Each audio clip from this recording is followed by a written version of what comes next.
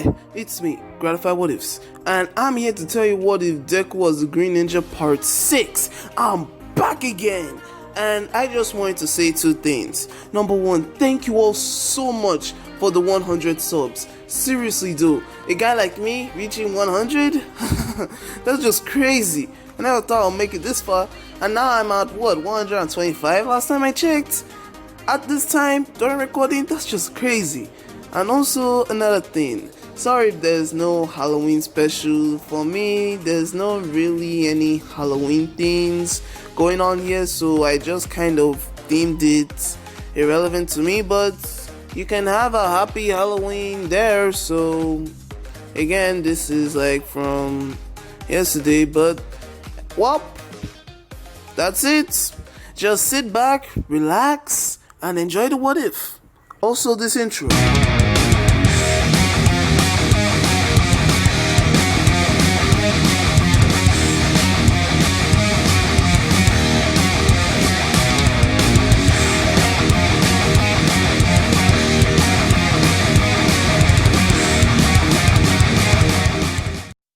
So last I left off, Izuku Midoriya had a taste of what Yue was going to be.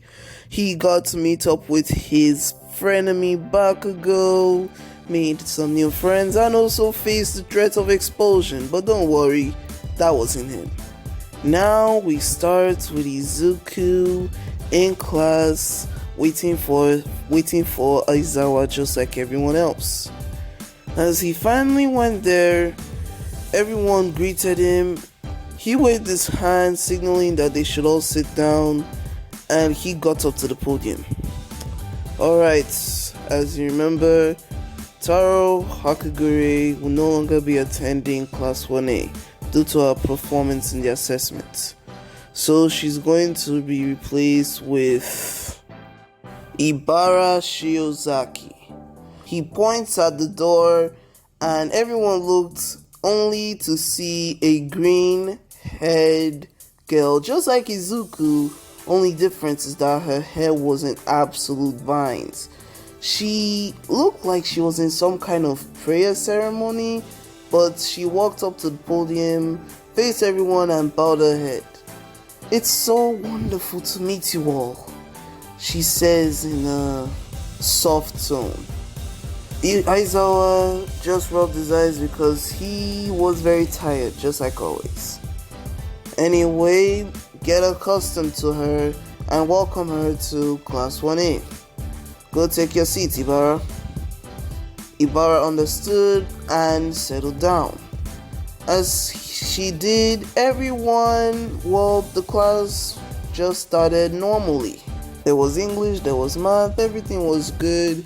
During break, Ibara went to go talk with some of the other girls, but they were kind of a bit off-put by her attitude and personality, so to say, because you know how she is sometimes. She's a little bit too religious. Not that it's a bad thing, it's never too bad to be religious, it's just that sometimes it can put off people. Now, everything seems like it's going to be a normal, slow day in school until they heard a knock on the door. And as they heard that knock, everyone's attention was focused on the door. The door slid open, and so did All Might, shouting, "I am here! Walking through the door like a normal person!" He said that as he rushed himself to the podium. Everyone was in absolute shock. "Holy shit, it's All Might!" Kirishima shouts. "I can't believe it's actually him!" Denki Kaminari exclaims. "This truly is the best year ever!" Mina explodes with joy. All Might signaled all of them to calm down, saying, "Now settle down, students. Yes, it is true that I am a teacher here, and I will be your teacher during the semester as well, but you all need to calm down." Izuku is also very surprised because if you remember, this is the first and only time that he has seen All Might since he was like a kid. He never had that experience in the previous parts. Just thought I should bring that up. Now, what we're going to be doing here today is a test. As he says this, half of the class is in shock, thinking a test, but we didn't prepare for a test. A heroes and villains test to see how good you are in the battlefield. Everyone sighed a huge sigh of relief. Then their eyes went wide as they just remembered what he said. I was like, huh? Exactly. So, here's what I want you all to do. Meet me at City A. As he said that, he pressed the button and suitcases came out, and everyone, well, they were surprised by this, but then as they looked closer, they realized what it was. See you all there in 15 minutes. Don't disappoint me now. He dashes off, and everyone is still paralyzed by this because that was just the number one hero, their idol, the man that they looked up to, literally just come in and come out, and they are going to do a test. So it was very, very shocking. Then they remembered that they only have 15 minutes and then got their asses out of there and then packed the suitcases. 15 minutes later, everyone finally made it to City B or Gamma B. I don't even know exactly what they called it. City A, Alpha. I don't know how exactly it is. Please tell me down in the comments below which it is, or if I'm both wrong, and just tell me the correct answer. Anyway, All Might looked at all of them and he was like, my, look at all of you. Fine heroes in the making. As he scrolls through all of the costumes, he sees Izuku in the same Alpha costume. I know that it's called Alpha or something, or pre-costume. Basically the first costume that he was wearing in season 1. And he's a bit embarrassed by this, as he's grabbing his arm and just scratching it irritatingly. All Might also notices some other features too, like the fake teeth, the hair, and he did his absolute best not to laugh at the poor child. But Deku, being a smart boy, realizes what he was trying to do and doesn't know if he should be offended or relieved that he didn't just laugh out loud. One of them raised their hand. All Might notices this and then points. Yes? It was Momo Yaoyorozu. Sir, you said that what we'll be doing is a test, and it seems to be a type of practical test, so what exactly are we doing? Good question, he exclaims. So how it's going to go is that you'll both be divided into two groups. One will be heroes, one will be villains. Inside the building, there is a bomb. The villains will go inside and guard it, while the heroes will go in and try to disarm it. But can't we just do it out here in the open? Jiro wonders. Yes, but think of it this way. Most of the fights that you'll be doing out there will never always be outdoors. Most times it'll be indoors, such as a secret lair or in the sewer system. Do you understand? They all nodded their head at this reasoning because, well, it is sometimes common to find them in indoors, and they need to know how to handle villains during that time. And as Jiro also asks how they will be spreaded into heroes and villains, he simply just showed them, I don't even know what it is, basically just a randomizer thing. And they were kind of put off by this, but okay. As they dug into the pallets and pulled out everything, Izuku noticed that he's in the same team with Uraraka, but his team is also going to be facing against Bakugo and Ida, and he lets out somewhat of a huge sigh. Also, he's not really, put off by Uraraka's costume like in the beginning, you know how he was a little bit flustered because as a ninja, he has to be trained to control his emotions, and that's what he's doing right now. Just thought I should also drop that into it. You're going down, Izuku, Bakugo boasts. Huh. Well, let's just wait and see. As they both entered inside, Izuku brought out the map and then showed it to Uraraka while they waited for 5 minutes for the villains to get accustomed. Okay, so it should be around here. He points at the upward direction where the bomb could be. So if we take these steps and then a left, we should be able to reach them. But I bet that they won't make it easy, especially knowing Bakugo, he will just rush in head forwards. Are you ready for this? He asks his partner, and Uraraka just simply nods at this. Okay then. 5 minutes passed, and All Might allowed them passage into the building. Kirishima asked, but sir, what are we gonna be doing? Good question, he exclaims once more. We watched them from the camera room. Everyone looked at each other and then back at All Might. Camera room? He led them to the camera room and then saw everything unfold.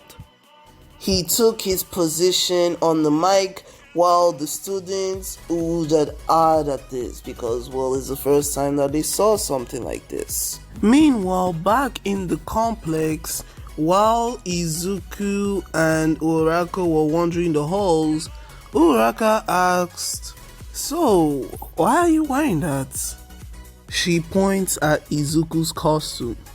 He looks at it for a moment and said, "Well, I had my own costume, but sadly though," he remembers when he was packing, but then his mom just pulled out this little costume that he had made when he was a kid. And he didn't want to break his mother's heart, so he just decided to wear it until it gets destroyed. Well, it's complicated, he simply just states. Uraraka understands this and then stops pressuring him. As they were heading up more through the building, Izuku was wondering where Bakugo was, and Uraraka threw in another question. So what exactly is your quirk? I know that it's some kind of tornado thing, but can it be as big as that? Tornado that you showed in the entrance exam? She asks politely. Izuku is lost, but then he remembers about the tornado of creation and how Recovery Girl explained it to him. Oh, that thing? Well, it's kind of hard to do. I only save it on special occasions like the giant robot. Plus, this entire building is too small for me to even use it, so it's pretty much useless. He gives off the quick explanation, but it wasn't really an explanation, more of a lie. But it sounded so sound that Uraraka was convinced. She pouted a bit because she simply said, well, it was pretty cool. Speaking of quirks, Izuku continued, what's your quirk?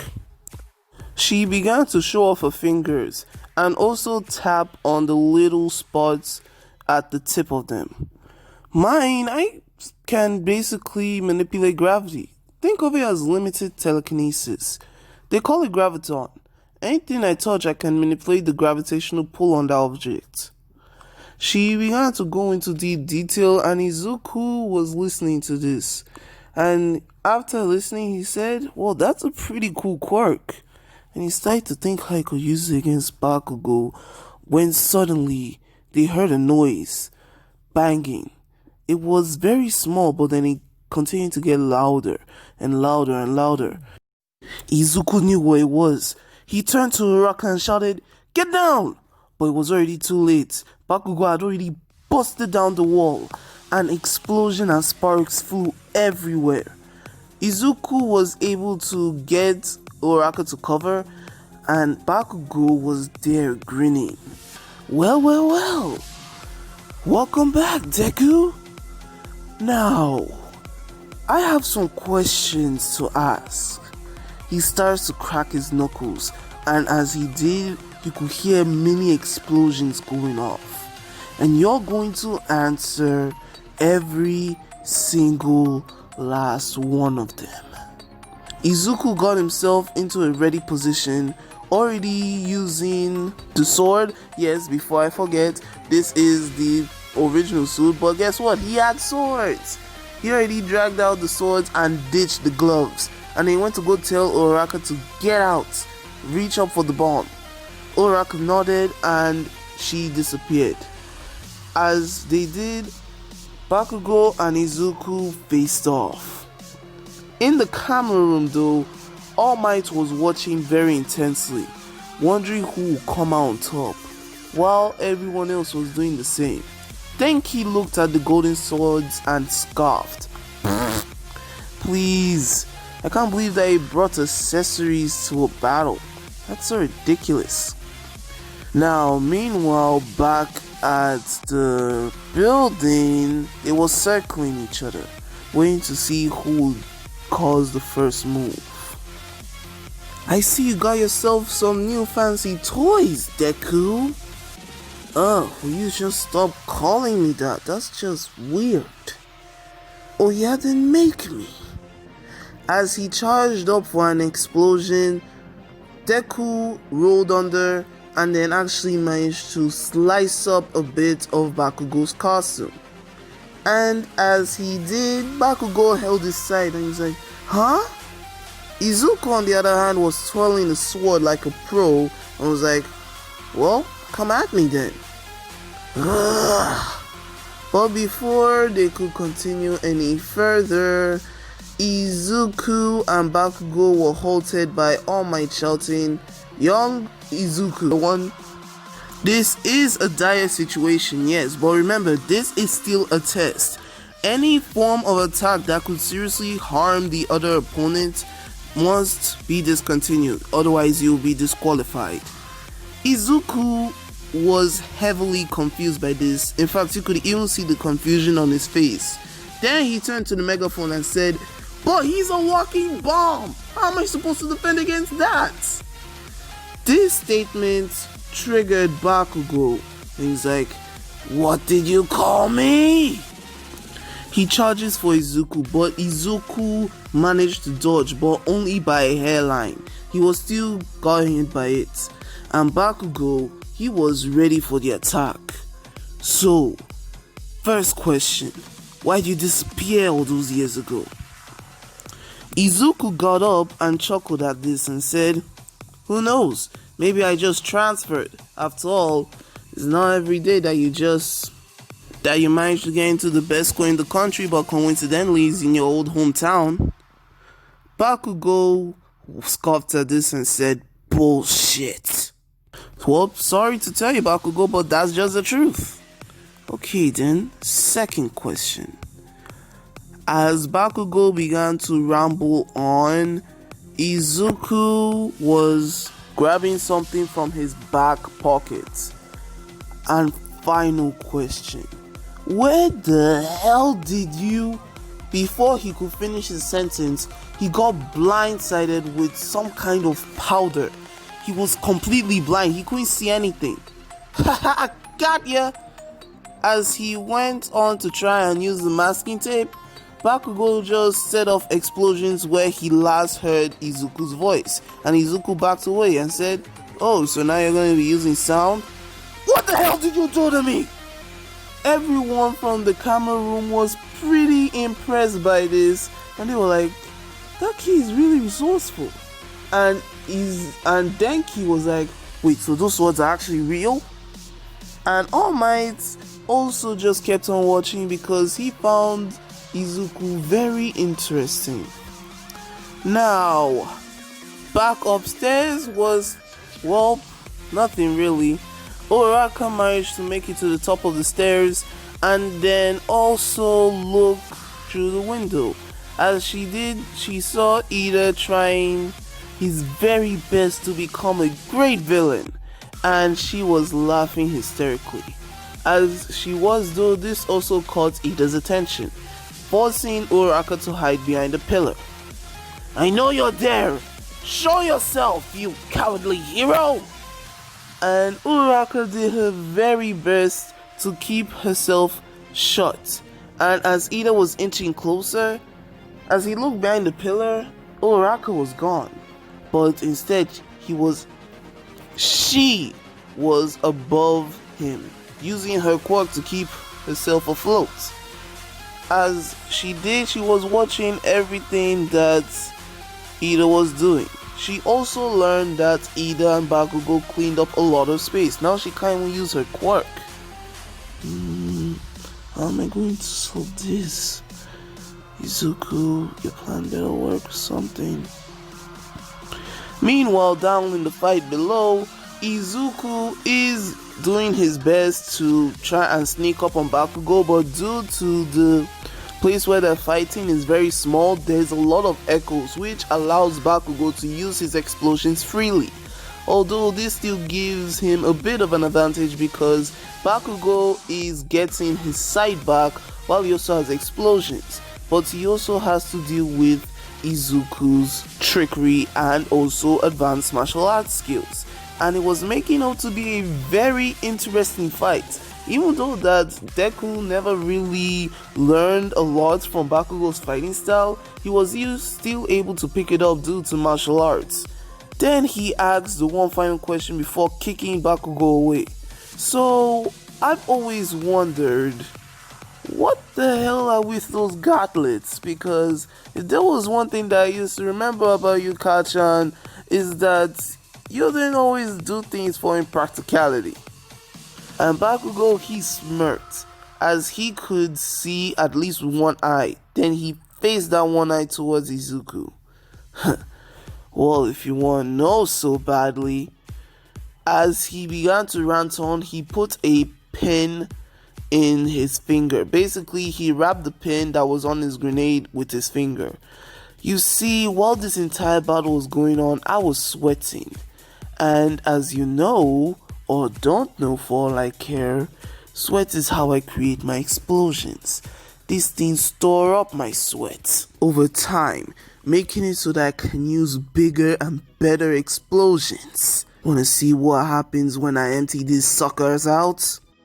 As he was about to pull the pin, Izuku threw a shuriken trying to aim at Bakugo's wrist, but Bakugo simply just blew it away with his explosions. Ha! Thought I was going to fall for that trick again? I wasn't really going to pull it on you. I know you now better than anyone, remember? Especially all that trickery. You're gonna do a lot more than that. And he began to charge at Deku. And Deku, well, he decided to bring out the sword, and as he did, he stabbed one of Bakugo's gauntlets, and it managed to hit one of the canisters. I think that's what it's called. Yeah, canisters. And as it hit the canisters, it was leaking a bit. Kachan was worried by this, and Izuku took advantage of this. And he suddenly asks, "Hey, you wouldn't mind if I take that gauntlet, would you?" Bakugo is confused, but suddenly he gets hit with the butt of Izuku's sword, making him to stagger. And as he did, Deku finessed, like, I'm not even going to say snatch, finessed Bakugo out of the damaged gauntlet and then charged it at the sky. As he did, he let go of the pin. "Nerd, what do you..." Before he could even finish his sentence, the explosions went off. And kaboom, boom, boom. The explosions went all the way up to where Ida and Uraraka was. And as it did, so did the breeze. And Uraraka used her powers to cause the debris as platforms to get herself a hold of the bomb. As she did, she caused the bomb to float. And also helped Ida, stay on his feet. And All Might shouts, "Hero team wins." While Ida and Uraraka were floating, she gently used her quirk so that the bomb and herself with either will be floating down easily and steadily. As they were going down the floors, they saw a giant rubble. As they did, they also saw some mentors, power loader, digging through the rubble very frequently. And Uraraka asks, "What's the problem?" "It's Izuku. He's stuck under there." "What?" "He used that damaged gauntlet. God damn it." Kachan cursed at himself and also at Izuku for being such an idiot. As they dug him out, the only thing that they saw right then and there was an arm. Basically, it was so damaged, it was so bloody, that Uraraka nearly wanted to hurl. And Ida was in absolute shock. And Cementos and Paolo, they just dug that kid more and more and more and more and more and more. And that's where I'm going to leave it off, guys. I hope that you enjoyed this part. What's going to happen to little old Izuku? Is he alright? Is he fine? Well, judging from this arm, I don't think he will be. But hey, I'll tell you guys in the next part. And What If Deku Was Green Ninja Part 7. Anyway, this is Grattify What Ifs, signing off.